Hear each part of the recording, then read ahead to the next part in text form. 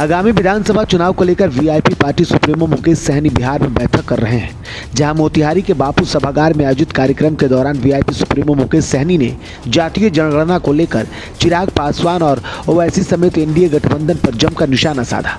मुकेश सहनी ने कहा कि चिराग पासवान मोदी की गोद में बैठकर कह रहे हैं कि जनगणना रिपोर्ट साझा नहीं होनी चाहिए।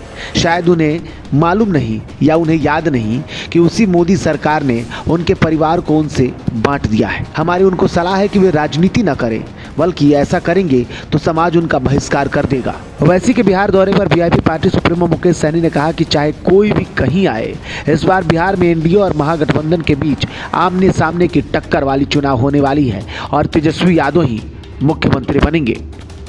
सीट मैक्सिमम हम लोगों को मिलना है और इस बार ज़्यादा से ज़्यादा सीट मिलेगा। और चंपारण में वीआईपी पार्टी का एक अपना ताकत है। 2020 में हमें पता है कि हम लोगों ने एनडीए में था, जिसके कारण यहाँ पे मैक्सिमम सीट चंपारण में जीता गया था। और इस बार हम लोग महागठबंधन का हिस्सेदार हैं और मजबूती से इस बार उल्टा होने वाला है। मैक्सिमम सीट 21 सीट में से मैक्सिमम 17-18 सीट हम लोग चंपारण से जीतेंगे। चिराग पासवान जी का मैंने एक इंटरव्यू देखा जिसमें उन्होंने कहा, मोदी जी से आग्रह किए हैं कि जाति आधारित गणना तो हो, लेकिन इसका आंकड़ा जो है सार्वजनिक ना करे। तो मैं वही चिराग जी को मैं कहना चाहता हूं कि आपके स्वर्गीय पिताजी ने खून पसीना बहाकर बहुत सालों तक लड़ाई लड़ा। आज वो सपना को साकार करने का समय आया है और आप मोदी जी का एक बार तो हनुमान बने, तो आपका हाल क्या हुआ? आपका घर परिवार सब तोड़वा दिया, आपकी पार्टी तोड़ लिया और आपके घर बाहर कर दिया, आपके पिताजी को प्रतिमा बाहर कर दिया। फिर से मोदी जी को गोद में इतना मत चले जाइए कि आपका समाज आपको छोड़ दे।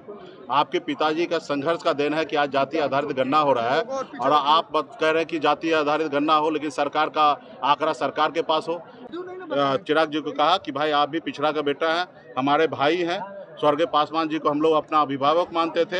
हम चाहेंगे कि आप भी राजनीति कीजिए, अच्छी तरीके से राजनीति कीजिए, ऐसी राजनीति कीजिए जिस राजनीति में आपके समाज आपको हीरो माने, नेता माने। आप ऐसे स्टेटमेंट ना दीजिए जिससे आपका समाज आपको दुश्मन मान ले। ओवैसी साहब उनकी पार्टी है, स्वतंत्र है, लेकिन बिहार के जितने भी समाज के लोग हैं वो जागरूक हो चुका है।